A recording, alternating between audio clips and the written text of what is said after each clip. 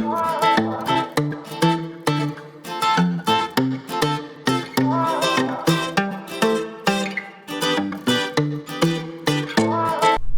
itself is Tunisia's second largest city. It also lies on the Mediterranean coast, and it's perhaps the northernmost area, which might also be considered part of southern Tunisia.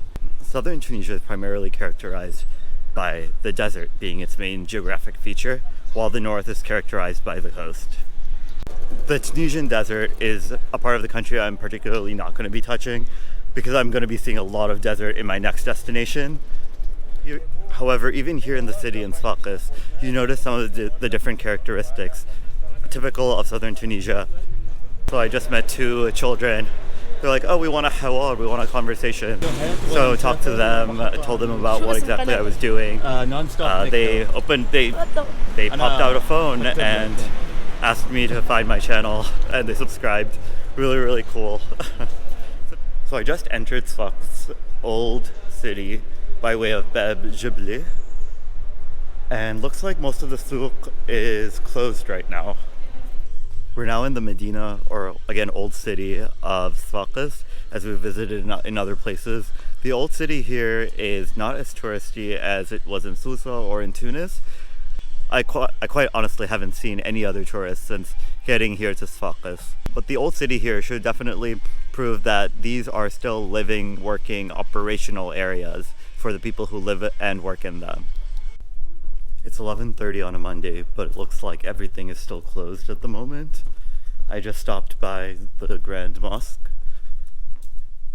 and it was also closed, but I asked some guys who were standing outside what time it would open, and they said it should open around noon. So I'm just taking a stroll right now, and then we'll head back to the mosque and see if we can take a look inside. Even though everything's closed, as you walk through the marketplace, you can still tell exactly what sort of vendors would be in each area. So right now we were walking through the neighborhood where people would come to buy clothes for their weddings. Before that, I saw a jewelry souk, and as well as a souk for perfumery. One thing you'll notice in southern Tunisia is the shift in demographics.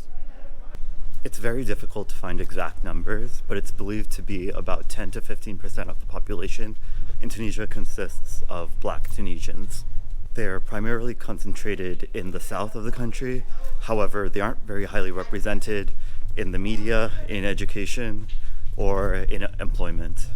The disparity and lack of representation from Black Tunisians in the society is so wide that most other Tunisians don't even realize they exist. The story is a familiar one to Americans. Although in Tunisia, slavery was formally abolished 150 years ago, the Tunisian parliament only officially designated race as a protected status in the constitution in 2018. Therefore, despite spending centuries in the margins and being underserved populations by the government, Black Tunisians were unable to coalesce and gather and fight for their rights. Today's Tunisia has seen at least one Black MP, as well as one Black media figure. However, there remains much to be done. Even in June 2020, Tunisia joined the global call for racial equity by participating in Black Lives Matter protests. Without awareness or recognition, Black Tunisians are often conflated with migrants coming from sub-Saharan Africa. Those Black migrants face a different set of difficulties, including not having proper documentation and therefore no access to healthcare and education, language barrier, as well as all of the hardships faced with seeking transport to Europe. Many civil society organizations have sprung up to advocate, create awareness, as well as track incidents against Black Tunisians. In addition to institutional discrimination, Black Tunisians are often faced with personal attacks and assaults, both verbal and physical. And these civil society organizations seek to shed light on what it means to be Black in Tunisia. I'm only touching on the tip of the iceberg of what it means to be Black in Tunisia and the experiences which Black Tunisians face in the society. However, I'm going to drop a link to some of the civil society organizations which are working in the space in seeking to grow consciousness and educate others about Black Tunisians' existence. We're now inside Sfax's Grand Mosque. It sits right in the heart of the old city. Pretty much all the little alleyways lead to this mosque. Although the mosque itself dates back to the 800s, much of its construction was redone in the Ottoman period.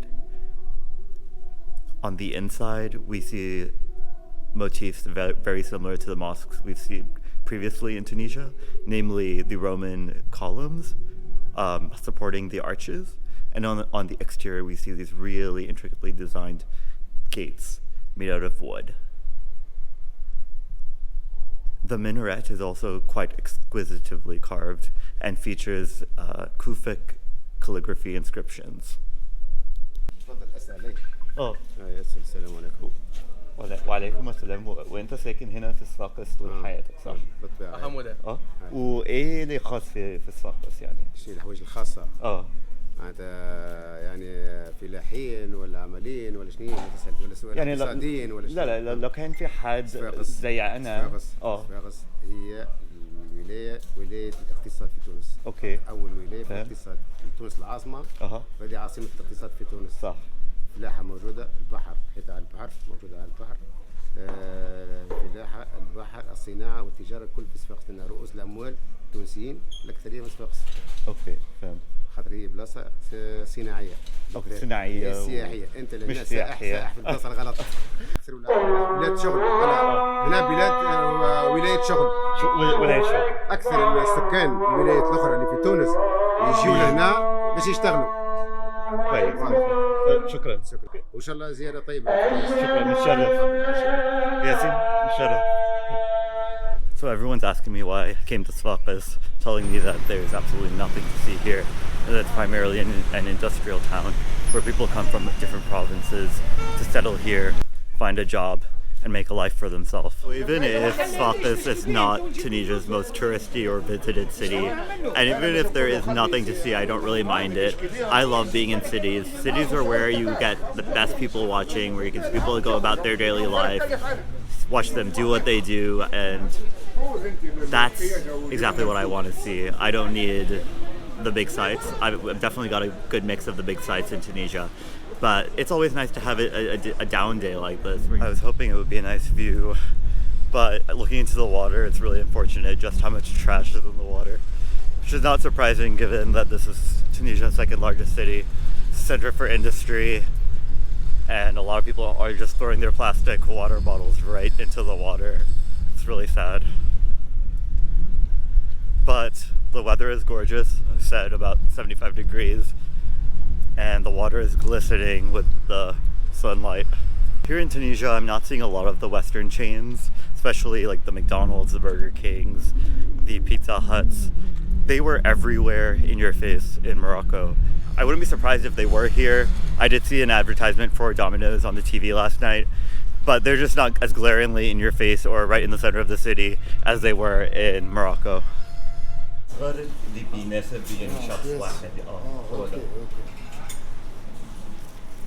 هو ده كويس ممكن ده وبيكون في حاجات avec le garniture. اوكي فهمت. اوكي شكرا.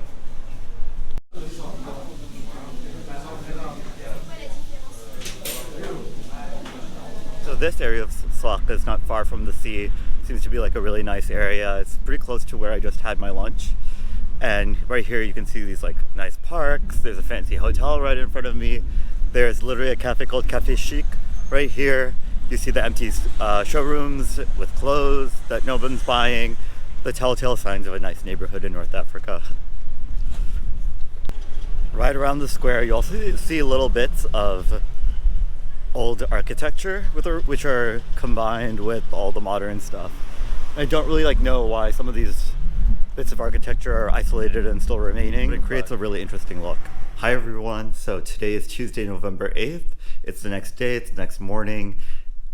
I didn't really end up doing much else yesterday other than taking some downtime, getting dinner. I went to a nice Lebanese restaurant and just walking around the city. I also took some time to work on the videos and upload some for you all. So last night was the last night that I'm staying here in Sfax. This morning, I woke up, met with Andy for breakfast, and right now I will be heading down to Louage station to grab a ride back to Tunis. So I'll end the video here. I hope you enjoyed taking a brief look at Sfax. This is the second largest city in Tunisia. We're going to head back to the capital, and we'll see what else lies in store for us. See you there. Bye.